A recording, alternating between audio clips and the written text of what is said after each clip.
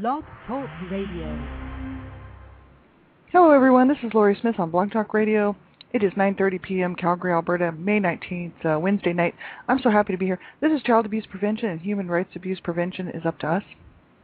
It's a 30-minute live internet streaming radio broadcast from blogtalkradio.com, and I'm just glad that you can be here, and I'm thankful for all the support, and I just love all my friends and advocates that come and join me here on my show. The chat room is open if anybody wants to come and sit in the chat room. I thought tonight we would continue talking about just some statistics that I pulled up on Child Help, the website there. That is a great website. I'll give you the links and all that. And we were looking at that Monday night, and we actually were covering most of that article. But I wanted to go back and finish that. It's just so horrific. The numbers are horrific, and that's only what is actually being reported. The statistics, they're only based on what is being reported. We know that abuse is underreported, and so that's the whole issue. Who knows what the real statistics are? But we know what the numbers are from what we have to work with, right? And it's absolutely horrible. It has to stop.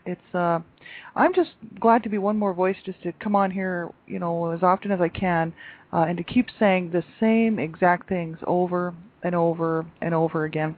And that's what I plan to do until I finally leave this place. We cannot say it enough. Child abuse must stop. And we can't get it out in the public eye enough. So I do everything that I can to promote awareness, education, and prevention of child abuse. I have to work full time, so I wish I could do this full time, but eventually, hopefully, that'll change. But for right now, I can only do it in my spare time, and so that's what I just do, because I feel for these children out here just tonight and tomorrow and the next day who will be being abused in every horrible, horrific manner, and from emotional abuse, psychological abuse, sexual abuse, physical abuse, spiritual abuse, verbal abuse, you name it, they'll be suffering through it. And if they aren't killed at the hands of their caregivers and parents, then they'll be living a life of death, really, and it's of torture, and it's just horrible. So I'm glad to be able to do this show. Thank you so much for everybody, to everybody who's tuning in, and I'm just glad to add my voice to yours, just to get some awareness out there and education regarding the issue of child abuse and human rights abuses, really, of all kinds. I tend to stick more with child abuse issues because children cannot protect themselves. Adults have, generally can and do have a lot of resources and rights to stand up for their rights, but children don't. And so we need to be a voice for them. Every single person on this planet needs to be a voice for them. And of course, then the abusers who don't want to be caught, they won't be a voice, but we'll be able to spot them right away because they're not out there saying stop child abuse, right? So it'd be great because then we could find all the abusers, round them up, ship them off somewhere, and find these kids some good homes and stop the abuse, right? So, and get these kids some help, right, so that they don't carry on this cycle, this vicious cycle of child abuse, right? So that's what we're talking about, some statistics from Child Help, and that website, I'll give that to you right now. That is, I'm bringing that up right here, Child Help, www.childhelp.org/pages/statistics. And Child Help they have a national child abuse hotline, 1-800-4A-CHILD. And there's all kinds of links and resources on that website. It's for children as well, not just for adults, right? It says, "Are you being abused?" You can click here, right? There's links and places that you can click on there. If you're a young person and you're being abused, you can click on those links and get some help. It says, "Do you know or suspect a child is being abused?" Click here. If you suspect a child is being abused, you have to do the right thing and get that child some help, because you could be the very last person who has the opportunity to help that child and to save that child's life before they are killed and murdered at the hands of their parents or caregivers. It's so important, right? We cannot just say, "Oh, well, it's none of my business. I don't want to break up a family home. I don't want to get involved." Let somebody else make the phone call. You might be the very last person that child that could save that child, right? And so that's why it's very important, because too much abuse is known about but not reported, and I think that is just horrible. It just enables the abuser to get away with what they're doing. It enables the whole abusive situation to continue on, and I think it's just so important to make sure that we all look out for the children in our lives and who are around us, and make the phone call if we suspect any abuse at all. So yeah, we'll take a look at those and finish that up. And I also want to look at Dreamcatchers for Abused Children Child Abuse Handbook. It's a great handbook. It's a free PDF download. You can grab it from the website there at http://dreamcatchersforabusedchildren.com. And right on that website, there's all kinds of great resources and links and whatnot. And, you know, I can't help but be biased. I'm the Canada Regional Director for Dreamcatchers for Abused Children, a volunteer position that I'm so happy to be involved with. And just to spread awareness and education and prevention of child abuse. And this is a free PDF download written and compiled by Donna Shear and Sandra Potter. And it's called the Child Abuse Handbook. It's free for anybody who wants one. I got mine, and I went through it and read it, and there's some great information on there. They give all the resources that they actually pulled the material from to compile this handbook. And so you can see right there that all the resources and reference materials that they used to actually make the handbook is all the stuff that's readily available online, right? And so anybody can go and check this out, make sure that it is the good material and that it is correct as far as the websites go. So yeah, it's a great website. I really like this this handbook. It's great, and it's just so inclusive. It's just got everything in there. You know, signs and symptoms, how to report abuse, what is abuse? You know what I mean? Intervention, prevention, recovery, PTSD, protection, getting help, reporting, hotlines, resources, sources, you know, just all kinds of great information in that handbook. So I would hope everybody would grab one, go through it. You never know when a child is going to come to you and tell you that they've been abused. How would you handle it? What would you do? You know what I mean? You could save a child's life if you're prepared ahead of time, and I think everyone should do that because you never know when a child's going to come to you. That's just the whole case. You just don't know. And so you want to be prepared, right? It's just so important. 1 out of 3 girls and 1 out of 3 or 4 girls, right, just depending on where you get your stats from, and 1 out of 6 or 7 boys will have been abused or sexually abused before the age of 18. Pretty much the whether it's physical, verbal, emotional, sexual, psychological, it all runs somewhat similar, you know, the numbers, depending on where you get your stats from. I've seen different numbers, different places. But it's all pretty much right around the same number. So that is just too many. It's horrible, and that's just the whole issue. You just don't know when a child is going to come to you and tell you they've been abused, right? So important to know what to do, how to handle it, and, you know, how to report it, right? It's so important. If you don't report it properly, it can be thrown out of court. And so if you lead the questions or you don't report it properly and you write things down that were not in the child's words, the material can be thrown out of court, the case could be lost, and the child could end up back in the home. And that's why it's so important to know how to report abuse properly. We're going to look at that too as well. And I thought we'd just finish this. We'd look at this, start this tonight, and then go on with this on Friday night as well. So we'll finish this resource information on child help at www.childhelp.org. And, you know, I'm not a professional. I don't hold any professional counseling certificates, therapist certificates. I'm just a person who pays to do my own blog talk show to bring this information out. I'm an advocate, a child's right advocate. I stand up for the rights of the child. I'm advocating against child abuse, to stop child abuse, for child rights, and I'm just a private person who cares very much about this situation and wants to see some change. And you know, so you have to listen at your own discretion. The topics of abuse are very sensitive. A lot of people haven't heard a lot about abuse, and if you think it might make you uncomfortable, you have to turn the show off. That will not hurt my feelings at all. And if you're a young person under the age of 18, I ask that you have an adult give you permission or allow you to listen to this show. There's a lot of adult material on here. It is ultimately about children, for children, to stop child abuse, but there's a lot of adult material on here, and I don't know how young the little children are that are listening to these shows, because I don't know where the players are nowadays. Players can be placed around on different websites, so I'm just not sure from Blog Talk Radio, right? So if you're a young person under the age of 18, I would ask that you would have your parents or someone you really trust in your life, you know, who's there for you and trustworthy, a teacher, a coach, a mentor, a guidance counselor at school, one of your parents who cares about you and really wants to help you out. Maybe they could listen to a show with you and make sure it's okay for you to be listening to it. That's all. I really just care about children. And, you know, there's millions. The FBI has a great website. There's millions and millions of child sexual predators out there at any given time online trying to get a hold of children. And so that's why I say this on every show, because I want children, if they're young, children especially, to get some information on how to keep yourself safe online, because kids are being snatched by these child sexual predators. They say that they're 12 years old and they like to skateboard and they love to go to the mall, and then they want to meet you after school, and so you can go hang out and skateboard, and then you go and you meet them, and it turns out that they are these adults and they are child sexual predators. They get a hold of kids this way and assault them, and sometimes these kids are killed, sometimes they're not. You want to keep you and your friends safe, so you want to pass the word to get the information to stay safe online, right? Never give out your real name. Never give out any personal information whatsoever. Don't tell people what school you go to. Don't tell people where you live. Don't give people any personal information at all about yourself or where you go to school or your teachers' names or anything like that. And just know that this is happening. Child sexual predators are out there posing as children and asking questions and trying to get you to give them information. And they will even sometimes give you their phone number and that for you to phone them. And then when you phone them, they have caller ID and they have your number. So it's very important to be aware that they will pose as children and that they'll act like they're your age and they love to have fun and go to the movies and whatnot. And then it turns out to be an adult child sexual predator. So that's why it's so important to know about this stuff and get the education to keep yourself safe, right? So we'll get on with the show.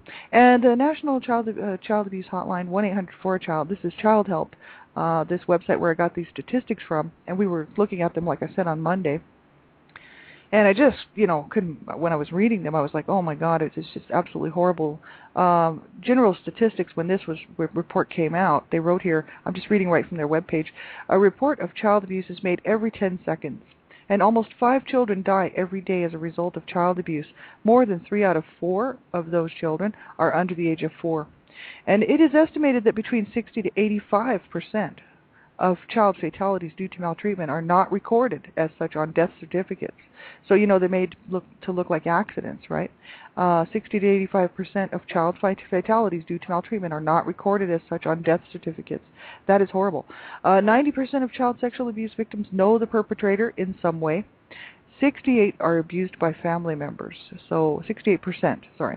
So 90% of child sexual abuse victims know the perpetrator because the child, it's whoever has access to the child. It's whoever is around the children that has access to the child that would be abusing them, right?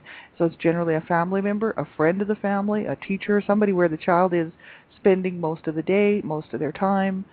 Someone, if you have to leave your child with them at night because you work a night job, you have to really know who you're leaving your child with, right? So important, because that is generally who will abuse them. The other 10% is maybe a possible abduction or a child sexual predator, right? So that's why it's so important to know that this is happening. Child abuse occurs at every socioeconomic level, across ethnic and cultural lines, within all religions, and at all levels of education. And 31% of women in prison in the United States were abused as children. Now that I do not doubt one bit. Over 60% of people in drug rehabilitation centers report being abused or neglected as a child. Now that's very obvious. A lot of people, my brothers turned to drugs, I turned to drugs as a way to cope and also a way to get back at my parents. I figured I'll just destroy myself and finish the job for my parents. There's a lot of reasons why, not every child who's been abused or neglected would turn to drugs, but 60% of people in drug rehabilitation centers report being abused or neglected as a child, so they can see that there is a link to it. About 30% of abused and neglected children will later abuse their own children, continuing the horrible cycle of abuse. And about 80% of 21-year-olds that were abused as children met the criteria for at least one psychological disorder. That's not a surprise at all. The estimated annual cost of child abuse and neglect in the United States for 2007, so that's when this article actually probably came out here on the web, is $104 billion. That's annual. That's every year. $104 billion is spent because of child abuse and neglect. That's crazy. Abused children are 25% more likely to experience teen pregnancy. Abused teens are 3 times less likely to practice safe sex, putting them at a greater risk for STDs, sexually transmitted diseases. And what else do we want to look at here? This is just a little informational kind of a statistic sheet here that they have. Abused children are 25% more likely to experience teen pregnancy. Oh yeah, they already said that.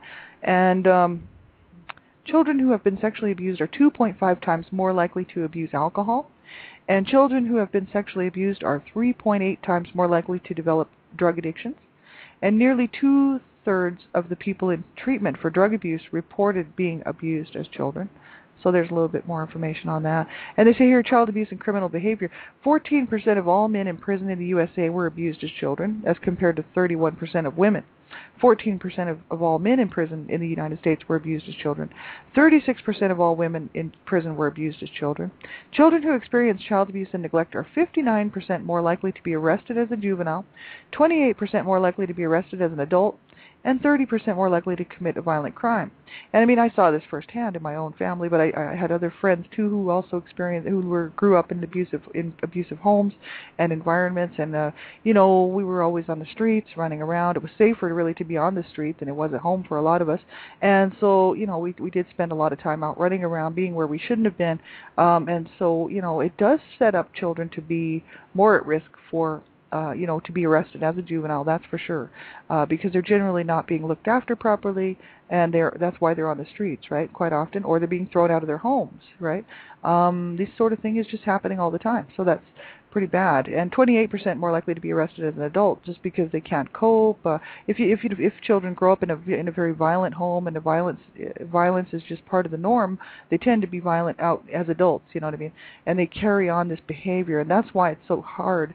And that's why I'm always talking about everybody just needs to get some help. If you've been abused, it's so important in any way, whether it's domestic violence, sexual assaults, doesn't matter. It doesn't have to be child abuse, but if you have experienced abuse of any kind, it's so important to get help, right? And to not carry on in a destructive pattern in your life, right? Because we all deserve to have a good life, just like everybody else. But we have to get help, and we have to know how to cope and how to help ourselves. Really, that's so important, to know how to help ourselves, how to not self-sabotage our own lives, and how to make the best out of what is left of our lives. I think this is so important.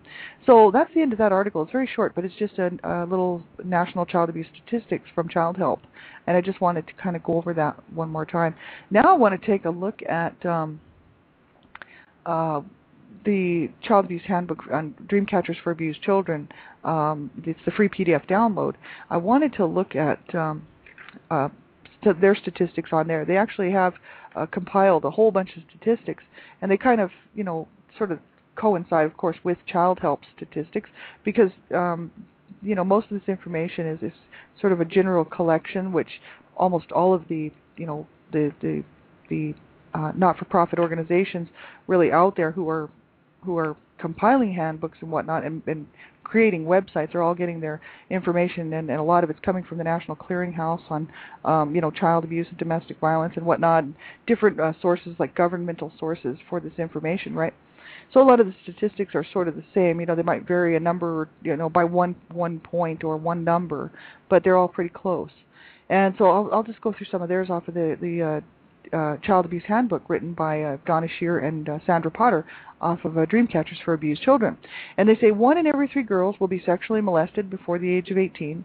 1 in every 6 boys will be sexually molested before the age of 18. And every 10 seconds a child is raped or killed in the United States. Now, when this book was written, this handbook, the numbers will have changed, right? Because they just change all the time. But at the time that this was written, that's what the stats were, right? And so every 10 seconds, a child is raped or killed in the United States. Well, that's crazy. So if you can count to 10, 1, 2, 3, 4, 5, 6, 7, 8, 9, 10. Okay, there's a child being raped or killed in the United States right there. Every 10 seconds. It's ridiculous. It's crazy. We have to start looking out for these children, right? And if it's not you and me, then who's it going to be? You know what I mean? If it's not, us, well, who will do it? Who will do it? Who will stand up and say, look, we have to make changes? And really, I don't have all the answers, and who does? Nobody does. It's pretty obvious. That's why it's still happening. But the whole issue is really we have to start really deciding where the funding's going to go, because really the public has control over where the funds go. People don't really know that, but I've done a lot of studying on it, enough to know that where the public decides the money will go for funding, as far as not-for-profit organizations working to help prevent child abuse, also domestic violence, shelters and whatnot, they all count on funding, right? and they hope to get some funding, right, so they can do what they do, which is help people, right? And so it's the public sort of who states where that funding is going to go, and they do it by representation, by being active in the community, finding out who's voting on what, who's making the actual decisions on where the funding is going, and then making sure that they get involved to decide where that money should go. And so it's so important that we all know, that that's really our choice where the funding goes, and the government will put the funding where public decides it should go. So we need to be really proactive on this, and including myself. I'm not just saying everybody else. We all do. We all need to get involved and learn how to get our voice in there so that we can say, hey, this is where I think the funding should go. Because I think we need more people, big think tanks sitting around trying to figure out what's going to work as far as putting some programs in place, to help parents who are having a hard time coping. Maybe the first time child abuse is reported in the home, that's when a certain team of individuals would go, and this family would have complete help all the way through until that child leaves the home.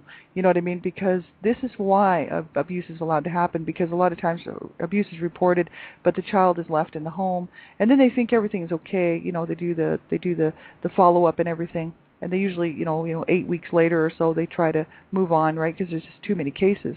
There's too many children being abused, right? So this is the whole problem. And so we need more intensive, they have proved that it has worked, where if they stay with that family and work with that family to teach these parents how to cope and not lash out at their children and not abuse them, they can, the family gets to stay together, the children learn to respect their parents, the parents learn to love their children and learn how to care for their children properly and themselves. So important for a child to see their parents looking after themselves as well, because it teaches the child then how to look after themselves, right? That's the whole idea of a parent who looks after themselves and looks after the family, because that's how the children learn, right? They learn it's all behavioral, it's all by what they see. So, if the parents can learn how to cope and learn how to take care of themselves, learn how to take care, or a single parent, right, and learn how to take care of the children will, of course they don't, if they can stop the abuse, then they probably don't want to be removed from the home. I can't imagine, no kid wants to end up in an orphanage, but they don't want to be abused. So if the only option is, to remove them from the home, then they have to remove them. I seriously think that we should have been removed from our home until my parents could prove that they could look after us properly and get some help. And I mean, I'm talking a long time, a year or two maybe. And then they'd have to prove, within it, have to maybe spend another 5 years just to make sure that we were all okay. You know what I mean? So this is the problem. That's why kids are losing their lives at the hands of their caregivers and parents, right? Because if it's an 8 to 12 week program, and the kids are left in the home, and then off they go, and then the abuse continues because the parents really didn't get any help, right? And the child is not removed. So such a bad situation. It's not even funny. It says today up to 5 children will die from abuse or neglect. In 13 seconds, another child will be abused in the U.S. There were 2.9 million child abuse reports made in 1992. That's almost 3 million, right? So that's crazy. And that coincides with Child Help's website as well, where they said 3 million annual reports of child abuse. Only 28% of the children identified as harmed by abuse are investigated, right? Only 28%. 85% of the 1.2 to 1.5 million runaways are fleeing abuse at home. And that's the whole issue. That's almost 90%. Of the 1.5 million runaways are fleeing abuse at home. And that's the thing. People always say, oh, why don't they just go home? And a lot of times you have to think, what kind of home did they have that would cause them to run away? Or what was happening at home that would cause them to run away? Maybe the home was great, but maybe there was a relative who was abusing them sexually, and they just had to get away. You just don't know. We don't know what's going on in these homes. That's the whole issue. Everybody needs to take a look around and make sure that their children are not being abused, right? It says today six children will commit suicide. Now that's just crazy. Children should not even understand how to commit suicide. They shouldn't know anything about it. It's not something that it should even enter into their mind. They should be thinking about school and reading their books and having fun and playing and doing some chores, helping out around the house, and going for ice cream and playing into sports and getting involved with, and learning how to play a musical instrument, and not sitting there thinking about committing suicide. And that is so wrong. I remember when I was growing up, I was wishing that I was dead. By the time I was 10, I thought I was dead, and I was wishing that I would have been killed. You know what I mean? And but I wasn't serious. I wasn't sitting there thinking I'd kill myself. So how bad does it have to be for 6 children today will kill themselves? They'll commit suicide. That has to be pretty bad, let me tell you.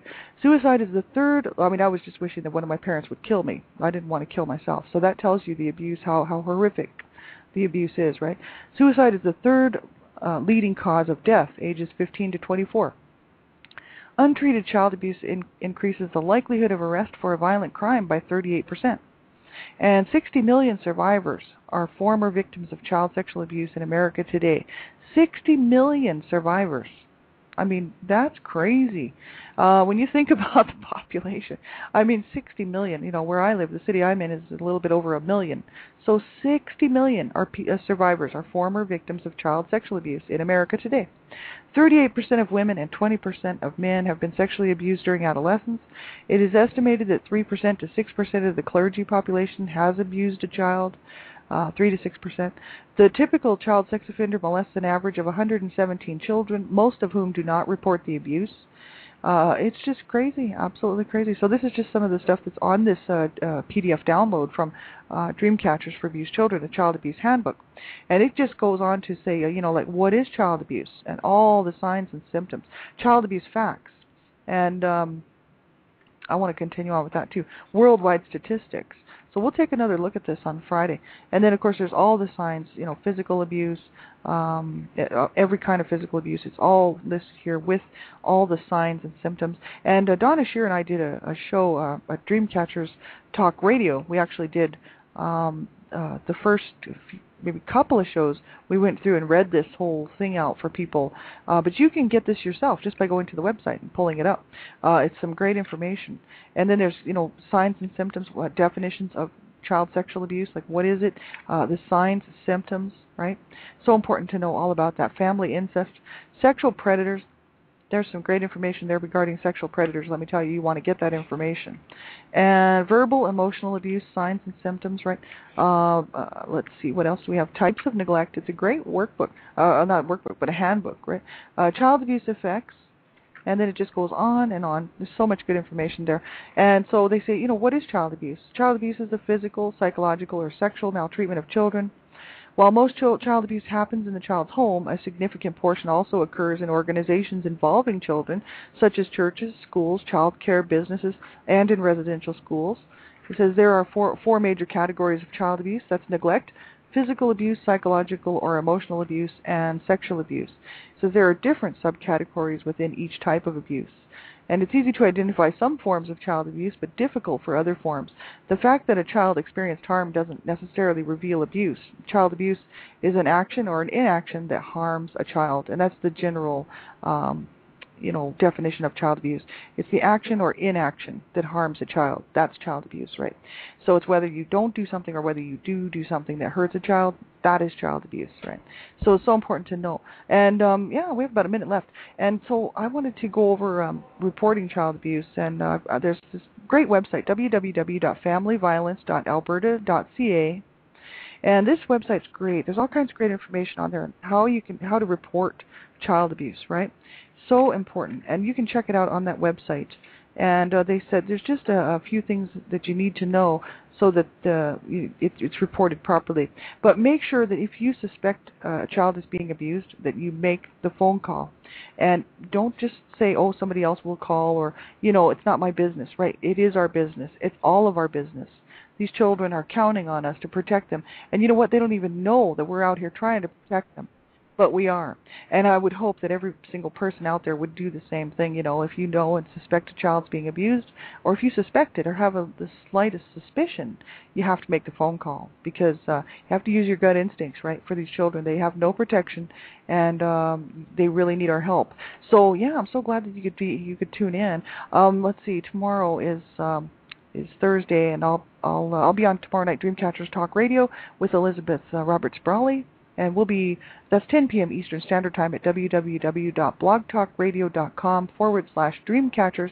And you can check our website out. I'm the Canada Regional Director for Dreamcatchers for Abused Children. Check our website out at http://dreamcatchersforabusedchildren.com.